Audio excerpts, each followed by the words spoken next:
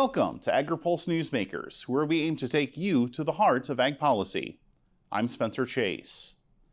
Our guest this week is South Dakota Republican Dusty Johnson, who joins us to discuss the livestock and rural development language in the upcoming Farm Bill. But first, here's this week's headlines. The Senate voted to ban investors from China, Russia, Iran, and North Korea from buying American farmland and agricultural companies. The bill was an amendment to the National Defense Authorization Act. It also requires the Committee on Foreign Investment in the United States to review any purchases larger than 320 acres or $5 million by investors from any foreign country. The language passed 91-7, but still needs to clear the House and be signed by the President before becoming law. In other news, the Environmental Protection Agency unveiled a new draft strategy to deal with a backlog of herbicides under endangered species review. The EPA is facing many lawsuits over its reviews of products and their potential impact on endangered species. Under the draft strategy, EPA would offer producers various options to mitigate the impact of certain chemicals and impose consistent restrictions on similar products.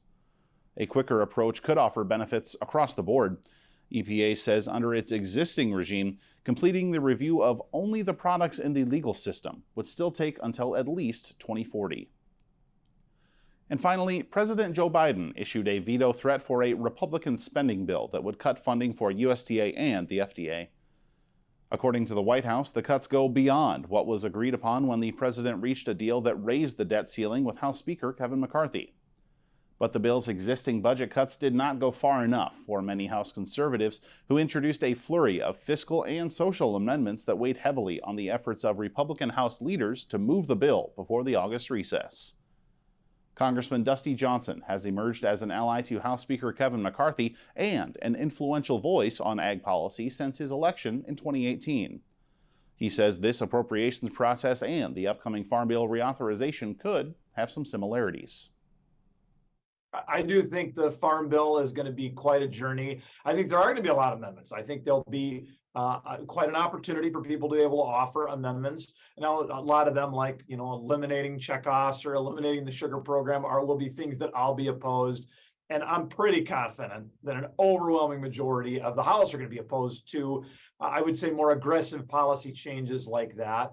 But listen, these are a process, whether you're talking ag appropriations or Farm Bill, these things take some time. And just, one person can introduce an amendment. That doesn't necessarily mean that it's going anywhere. From a funding standpoint, right now we see a House Ag Appropriations bill that's already, already includes some fairly big cuts. Rescissions make back some of that, but a very different bill over in the Senate. Obviously, a Democratic president in the White House. Are you at all worried? Once let's say, for the sake of argument, this House bill does move, it still needs to be conferenced, still needs to get some level of administrative agreement. Are you at all worried about a final product here and being able to get that across the finish line with probably an increase in funding as a result? Well, number one, I wouldn't make any assumptions about increases in funding. I mean, we're $32 trillion in debt. Well, from the current form of the House bill, not necessarily an increase in the budget necessarily. Sure. Well, these things are a process, right? And I know that when the House has a final product, there will be all kinds of, wailing and gnashing of teeth, and there'll probably be people who run ads about how Republicans hate Americans. But listen, every reasonable person understands how these negotiations work. And so House Republicans really feel like we want to put an incredibly conservative work product out there over to the Senate to have a good position to negotiate from. And there are going to be some cuts in that bill that are not going to stick around. There are going to be some cuts in that bill that I'm not going to be supportive of, but it's a process. And in this town, so many people get worked up over what the score of the game is in the first quarter. And I just think the grownups have got to worry about what the score is at the end of the fourth quarter. So I guess from what you've learned here in the first, 7 months of this Congress, watching the speaker vote took as long as it did, watching some of these other processes, and now watching the appropriations battle and the, conservative influence there, how does seeing all of that influence the approach you plan to take for your priorities in the upcoming Farm Bill? Yeah, I'm amazed at the extent to which people will pay attention to the process. Now, probably not real people, right? But those of us who spend at least some of our time working in Washington, D.C. And so I think, again, people continue to bring up the speaker vote, and I understand why. It was historic, right? I mean, something like it had happened before, but it doesn't happen very gosh darn often. But really, that was 1 week. It was 1 week all the way back in January. And then the NDAA, the debt ceiling deal, the appropriations. Yeah, some of these take a few days to iron out. But in the whole scheme of things, they're really not that big a disruption. And so I just try to keep my eye on the prize when others want to get distracted, when others are, throwing their hands up and freaking out on Monday or Tuesday because maybe things aren't exactly according to schedule. I try to remind myself that month in and month out, House Republicans have been able to deliver the product by Friday. We'll talk Farm Bill priorities with Congressman Dusty Johnson right after this. Regenerative poultry production is a process by which nature can actually recapture and restore the energy that is being taken out of a space. Farm Credit helped Rahi build his dream of regenerative poultry farming and encouraging fellow immigrants to find community in agriculture. Nothing beats a farm. I'm just pursuing happiness. Learn more at farmcredit.com/beginning.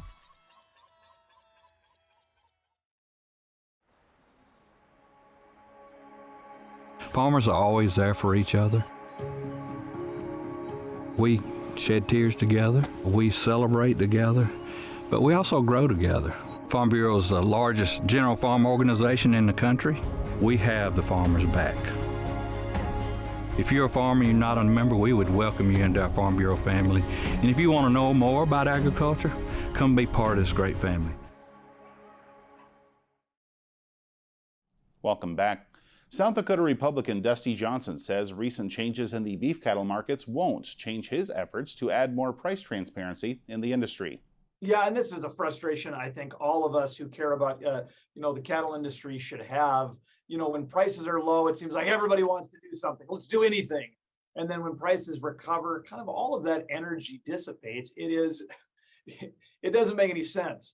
If there are underlying frailties within the marketplace, and I think there are some, then we should care about those regardless of what the price is that day, because prices are volatile, they're cyclical. And low prices are not an excuse for us to overreact, and high prices are not an excuse for us to underreact. One of the ideas that you've put forward is a cattle contract library. We see a pilot of that existing at the Department of Agriculture right now. Is permanency for that program something you plan to pursue in the upcoming Farm Bill? 100%. We should have permanency for that program. We know that it is adding some value. No, I don't want to overstate it. I mean, it is not a silver bullet. Transparency alone can only cure so much, but clearly the cattle contract library is giving us better insight into how that market works. And I think it's keeping people more honest. When people know that they're being watched, I think that can have a powerful effect on the efficiency and the fairness of the market. We should absolutely make the cattle contract library permanent. I want to shift over to your subcommittee chairmanship. You've got some jurisdiction over things like rural development, and that's an area of the Farm Bill debate that typically isn't horribly vocal. Usually that's dealt with in some other pieces of legislation. We've seen the IRA, we've seen the bipartisan infrastructure law, we've seen that rural development pursued in those pieces of legislation as well. But how do you plan to pursue perhaps a more robust dialogue surrounding rural development in this upcoming Farm Bill? It's good news that rural development is not terribly controversial. It generally means that the shared priorities that Republicans and Democrats have for helping rural America build out are going to be maintained in the Farm Bill. And there are clearly, but these are things that matter, right? We want to make sure that when we're talking about rural credit, when we're talking about rural utilities, when we're talking about particularly broadband, that we are focused on making the improvements that need to be made. On something like broadband, clearly speeds change every year. I think we want to make sure that in the next 2 months, we're having a meaningful and robust conversation about, okay, exactly what does it mean to have internet? I don't think we would count dial-up as broadband these days, but where do you draw that line? Where should the Farm Bill programs draw that line? Wrapping up here, you mentioned broadband. Obviously, it's about $65 billion in funding for that in the Inflation Reduction Act, some infrastructure law funding as well. We've also seen a number of budget deals, appropriations deals take a crack at broadband funding. In the Farm Bill, is that going to be very high on your to-do list, considering the funding infusions that have happened elsewhere? there's not going to be a tremendous amount of new money put into broadband in this farm bill. In the same way, there's not going to be a tremendous amount of new money for conservation, just because there have been other programs that, other big bills that dump so much money into those areas. But what I think we do need to do is make sure that those dollars are directed in an appropriate way. And we have an opportunity in the Farm Bill to adjust some of that language, adjust some of that policy, so we make sure that the American taxpayer is getting a good return on their investment. That's what we should always be focused on. Congressman Johnson, thanks for joining us. You bet. Anytime. We'll be right back to hear from this week's panel, but first, our Hannah Pagel has a report on a conservation change that could be on the table in the next Farm Bill. The next Farm Bill debate could include a big shift to the operation of the Conservation Reserve Program. Republican leaders of the House Ag Committee are exploring a change that would eliminate the program's national acreage cap and switch to a dollar-based methodology. States would be allowed to decide the acres enrolled in the program. Here's a look at CRP enrollment across the country, with each dot representing 1,000 acres. Nearly 23 million acres across the country are enrolled in the program, well below the 27 million acre cap set in the Farm Bill. Colorado, Texas, and South Dakota all have more than 2 million acres, while Nebraska and Kansas have slightly under 2 million. Another possible change on the agenda would be tweaking the Environmental Benefits Index, which is the system to maximize the program's efficacy that assigns a score to acreage offered for CRP enrollment. Supporters believe the changes will help lawmakers and USDA to better focus on conservation objectives. For Agri-Pulse, I'm Hannah Pagel. Who mapped the soybean genome? You did. Who's replacing the petroleum and asphalt? You are. Who created biodiesel that increased your income 63 cents per bushel? You again. When you pool your resources through your soy checkoff, you're making sales, you're making breakthroughs that all come back to your bottom line. That's you. That's who, as your soy checkoff. Moving soy forward, moving you forward. It's not as simple as just to wake up one day and go, I want to be a conservation farmer. You're changing how your farming practice is done. You're changing your operation. Farm Credit supported John and Kelly Watley as they shifted to more sustainable farming, improving the environment where they farm and live. Learn more at farmcredit.com/climate. Welcome back to Agri-Pulse Newsmakers. Going to continue our Farm Bill conversation with a couple of panelists, joined this week by Todd Van Hoose with the Farm Credit Council and Ethan Lane with the National Cattlemen's Beef Association. Appreciate both of you taking the time. And Todd, I want to go to you first, because typically when we talk about the Farm Bill, we talk about things like rural development. There isn't a ton of conversation there, but we have seen rural development emphasized in some other pieces of legislation, among them the Infrastructure Law, the Inflation Reduction Act, a lot of funding directed toward rural development in those bills. With all of that in mind, how are you and how is Farm Credit hoping to see lawmakers and maybe some of your fellow ag groups approach RD here in this upcoming Farm Bill? Well, I'm glad you mentioned the infrastructure bill, because we led an effort called Rebuild Rural that pointed out that the infrastructure needs in rural America are very different. And we were successful in getting some rural development money into that infrastructure bill. So that's a very good thing. But this Farm Bill is also going to address rural development. And it's very important because increasingly we see agriculture and rural communities interdependent on each other. If we're going to have people stay in rural America and farm, we're going to have vibrant rural communities. That means healthcare, that means educational process, that means broadband, it means clean water. All those things are addressed in the rural development title. We think it's very important. Mm-hmm. As you drill down on some of the specifics of that rural development title, anything in particular we should be watching for in terms of Farm Credit priorities in this upcoming reauthorization? We sure do have some. We have two special that we talk a lot about. One is the ability to support for farm credit system institutions in partnership with community banks to support more rural community facilities. Things like healthcare, walk-in clinics, senior care facilities, child care facilities, the kind of things that make a community vibrant out there. And we've been doing some of that on a very limited basis for a while. We'd like to make that permanent law to make sure that we can really support those institutions and make those communities more vibrant. In addition to that, we're looking at some rural business investment priorities where you have a dearth of equity investment opportunities and equity investors who want to put their money to work in rural communities. We think that's very important. And Farm Credit this past year, in cooperation with USDA and other investors, announced that rural business investment companies had put out $1 billion in equity investment for rural businesses. We'd like to see that improved as well. So Ethan, transferring over to you here as we look at the fact that a lot of other things to be discussed in the Farm Bill, and of course NCBA's membership gathering in San Diego this week to kind of sort through its own policy book. And some of those NCBA meetings, as you well know, in recent years have involved a discussion about price discovery and sorting through some legislative potential solutions there. Some folks wondering now that the the cattle market has changed a little bit better live cattle prices for producers, that maybe the price discovery conversation won't be as prevalent in this upcoming Farm Bill. Where does NCBA stand on that subject? Is NCBA still pursuing some price discovery fixes? We haven't had any real discussion about price discovery in our policy committees for several years now. And by that, I mean, we don't have any states that are looking for additional policy work at NCBA on that topic. I think we sort of exhausted that conversation at the height of COVID with those market contractions that we saw, with those price differentials between what the packers were receiving and what our producers were receiving for product. The cattle contract library, which was kind of an outgrowth of that, has been a large part of where we are now in that conversation, looking at the transparency tools that have been put into place, looking at whether that information is generating benefit for our producers, looking at whether they have the scope of that contract library correct as we move towards sort of the end of that pilot program.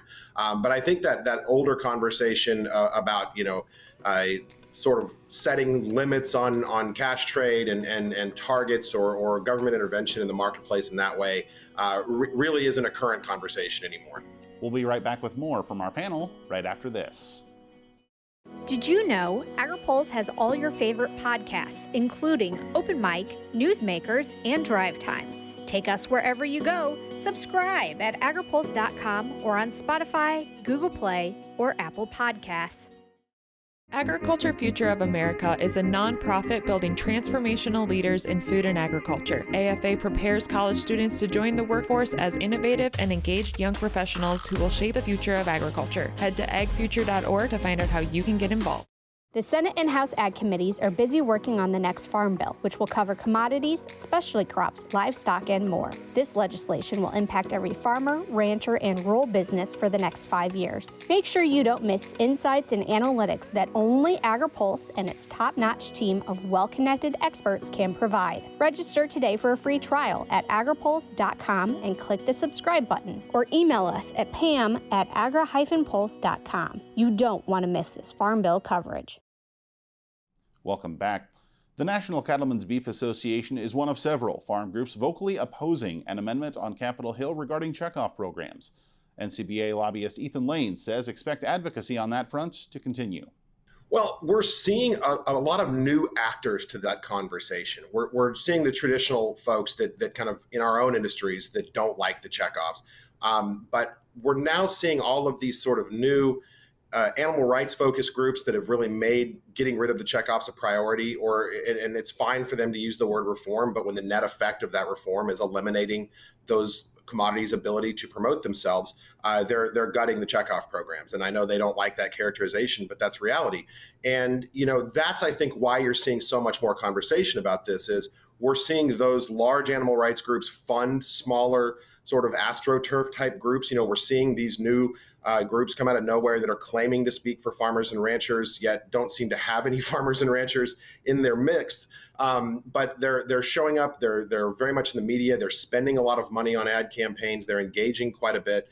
So I think that's necessitating everybody in agriculture that works on these types of programs to ensure that the truth is out there, that members are being educated about the realities of how these programs work. On the Farm Bill, obviously NCBA has a handful of priorities, among them conservation programs, vaccine bank, risk management for producers, but also facing a very tight budget situation. Any concerns on your end about the level of support NCBA's priorities will be able to receive based on that tight budget situation?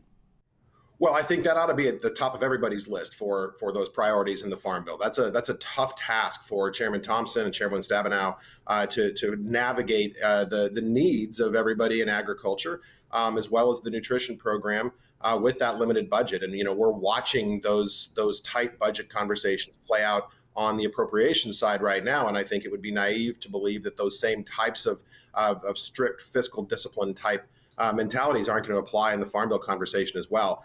We understand the need for fiscal discipline, but we also need to make sure that those bases get covered. And I think the chairman and his team are working towards exactly that goal. Every time we talk to him, that's what he reiterates. There are no sacred cows. He keeps talking about the fact that he wants to be really logical in how they go through that, and we appreciate that approach. Todd, I want to wrap up with you and wrap up on a bit of a different topic. This week we did see news from the Federal Reserve deciding to raise interest rates. Not the first time we've seen that happen here in the last year as the Fed seeks to curb inflation. But, maybe looking a little bit more broadly than just specifically interest rates, with the fact that that has taken place, with the fact that, operating loans are kind of in the middle of that season for a lot of producers right now, what are the key indicators, the key factors that you and Farm Credit are going to be watching, in this interest rate environment, just to gauge the health of the farm economy going forward? Well, we're looking at margins, and that irrespective of the interest rate, we're looking at margins, and you've got a lot of pressure out there. And maybe 10 years from now, if we look back, we think, boy, those were 3 great years that we just came out of, and maybe these next few years are going to be tougher. But no doubt, if you financed your operating line this year, it costs you a whole lot more than it did last year.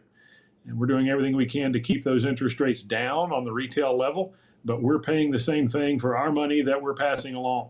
And so it's just a very difficult environment. And we see if there were ever an argument for another strong farm bill, it's right now. If you look forward, things are going to get tougher in agriculture. And so we need that good, strong farm bill to create the kind of safety net that'll keep our producers moving. Well, as you mentioned, we'll have to see where interest rates land. We'll have to see where the Farm Bill lands. A number of things to keep an eye on just in this conversation, but we'll have to do that at another time. Todd and Ethan, thanks for joining us. We'll be right back with more Agri-Pulse Newsmakers, but first, our Hannah Pagel has a look at a big drop being observed in farm country in this week's Ag by the Numbers. The nation's cattle inventory is shrinking, and many producers are reaping the financial benefits. According to USDA, total U.S. cattle inventory is down 3% from this time last year. This chart shows July reports for the number of cattle and calves in the U.S. from 1998 to this month.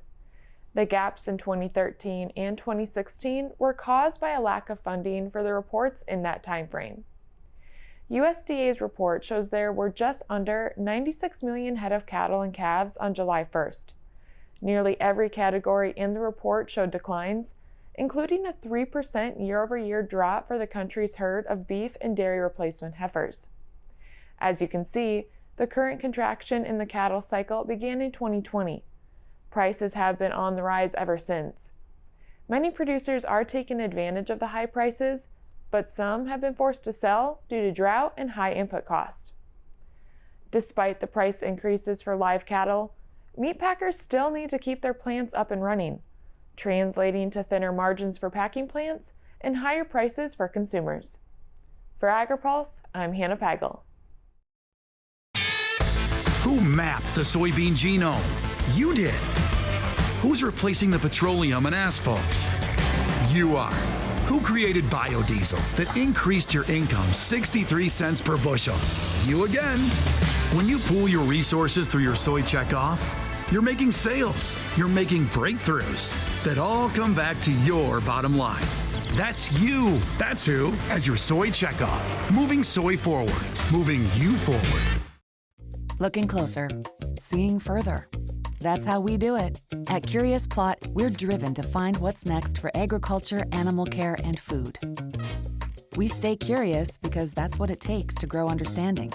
That's how we plot strategies and tell stories that get results time after time. Marketing, communications, and consulting that look closer and see further. Curious Plot. We can't wait to help you tell your story. Thanks again for tuning in for another episode of Agri-Pulse Newsmakers. Before we let you go, here's what's on the horizon for the upcoming week. The House and Senate will be in the first week of a month-long August recess, but the House Ag Committee plans to hold a Farm Bill listening session Monday in Maine. Back in Washington, USDA on Friday will release its annual report on agricultural land values. We'll have the latest on agripulse.com. For Agri-Pulse Newsmakers, I'm Spencer Chase. Have a good one. Newsmakers is a production of Agri-Pulse Communications. For more ag policy news, visit agripulse.com. You can also find our new content on YouTube and wherever you get your podcasts. Don't forget to follow Agri-Pulse and our correspondents on social media to get breaking news and more.